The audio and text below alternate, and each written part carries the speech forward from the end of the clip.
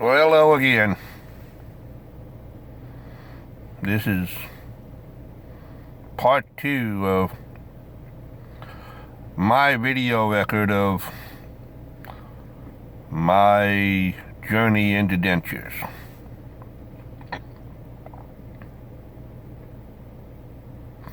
And if you might have seen my first video, I was wearing a different stocking cap. I'm wearing this one now so I can tell the difference between the video I did first and this video I'm doing now. In my first video, I went to the trouble of showing everybody my handsome teeth.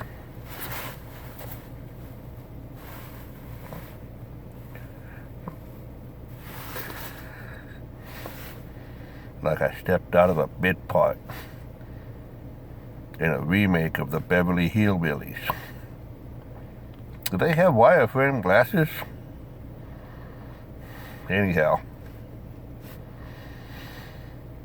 I discussed to some degree how it is that I got to this place, explaining that as a poor working man, I just couldn't afford the difference between what my insurance would pay and the co-payment I was required to come up with. If you pay much attention to any of the Facebook groups for dentures, or any of the other message boards where folk talk about their journey into dentures, or any of the YouTube videos where they do the same, that's a pretty common thing. Folks don't want to pay a lot for dental insurance because they don't want to go to the dentist to begin with. And if dentist insurance is expensive, that's a good reason not to get it, which gives them a good reason not to go see the dentist, which gives them bad teeth. Yep. The dental insurance folk lure us in with the reasonably priced, low-cost insurance premiums that cover quite a bit of the basic dental care that we ought to get, but because we're poor and we're not going to pay a lot for that dental insurance,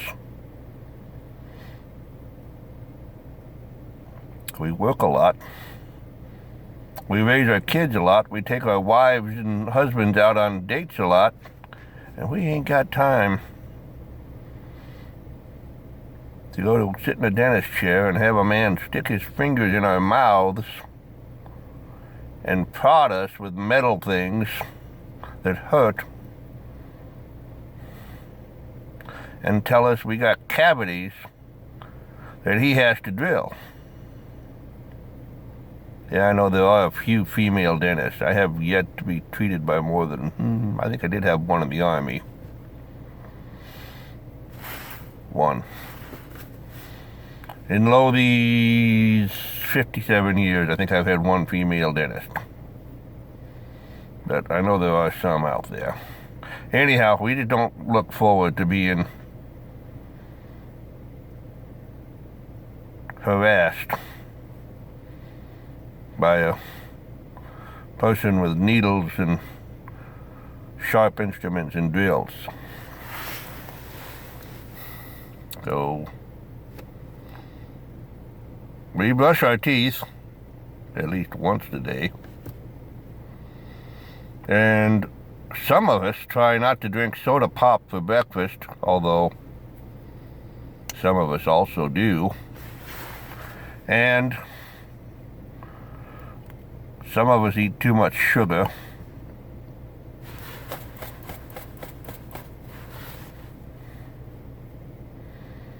more than good for me. And having done all that, and eaten, and lived, and gone to work, and whatever, we end up needing the dentures.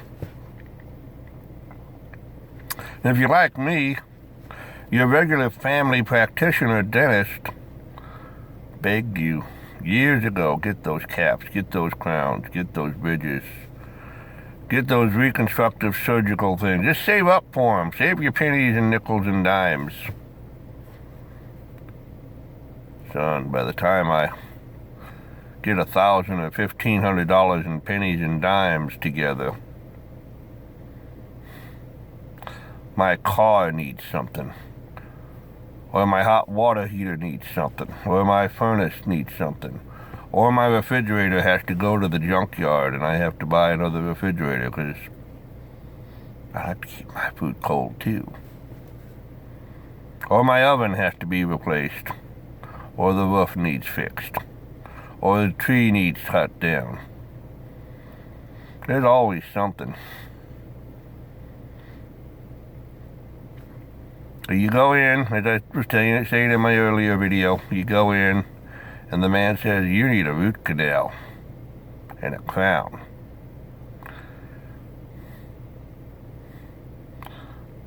$13, $14, $15. It's been inching up for a while. I've had one crown. One. It cost me $50. It's made of stainless steel. And almost as soon as I got it, the Academy of Dentistry, or whatever they call themselves, decided the $50 crowns were too cheap. And they don't make those available anymore anywhere that I'm aware of. I can't find anybody anywhere willing to put one on a tooth. Oh no, it's gotta have porcelain on it. It's gotta have. Absolutely, positively, incontrovertibly has to have porcelain on top of that steel crown. And every crown you've ever got, if it isn't made of steel, it's titanium. But it's made of some kind of hard metal with a porcelain veneer put over the top of that, so it looks like a tooth.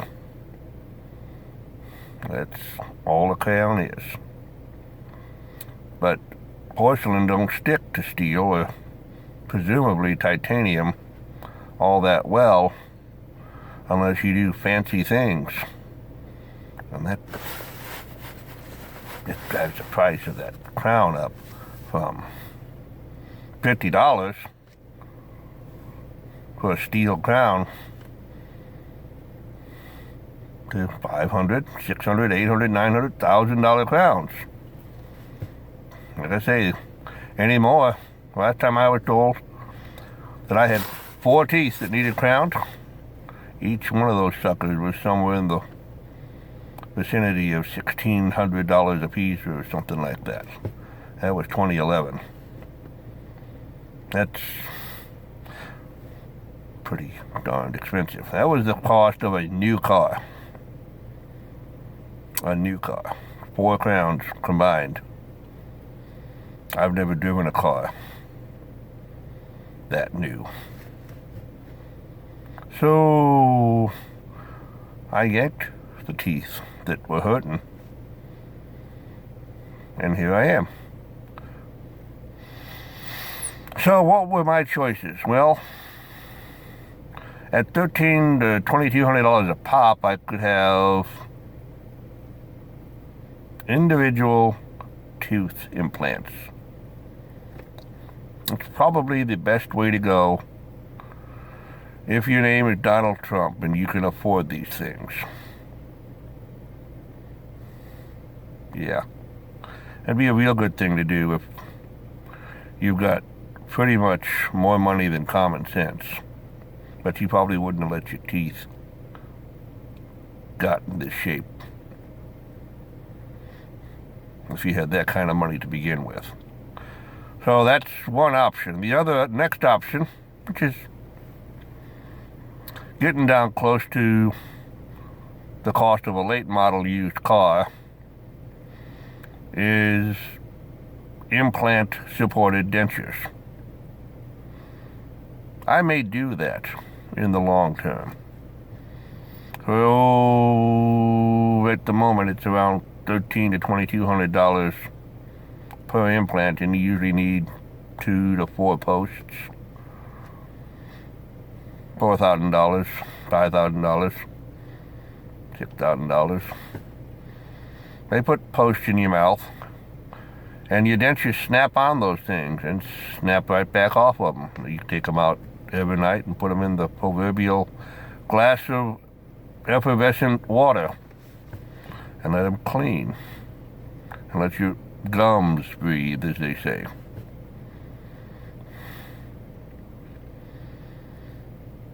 Your next option is to yank all those teeth and gum your food for the next 60 days. That's the traditional way of doing things.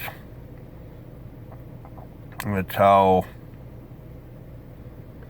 folks did it for, I don't know, 100 and a half years. George Washington, after he whittled his teeth out of hardwood, he had all his teeth pulled out and waited 60 days and slapped that hardwood. Dentures said it. By the way, that's an urban legend. I don't know where his dentures came from, but he didn't whittle them out on no hardwood. Anyhow, that's another option. In recent years, I guess in the last 15 or 20, I'm not a dentures historian, just a man who wants to know what he has to look forward to in the next month and a half or so. In recent years, they've come up with this idea that, hey, we can make a proximate impression of your dentures with your rotten teeth still in your head. I'm sorry, approximate impression of your gums. And from that, we can roughly just ballpark you a set of dentures that don't have to be super duper great quality or have great lasting ability, because you ain't going to wear them very long. You're going to wear them 6 months while your gums heal. It's actually good for your gums to do that. It allows the gums to heal better. It allows your mouth to get used to the idea of wearing this foreign object or pair of foreign objects called dentures. Keeps your cheeks from sinking in like a goldfish.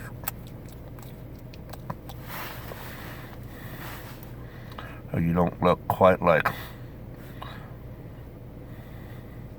your great-great-great-grandma. So those are the temporary dentures. They're made of good quality but not great quality stuff. They're going to fit your mouth so-so. They're mainly for vanity purposes, but they'll do. You'll be able to eat most stuff. You don't ever have to go around your mouth all sucked in.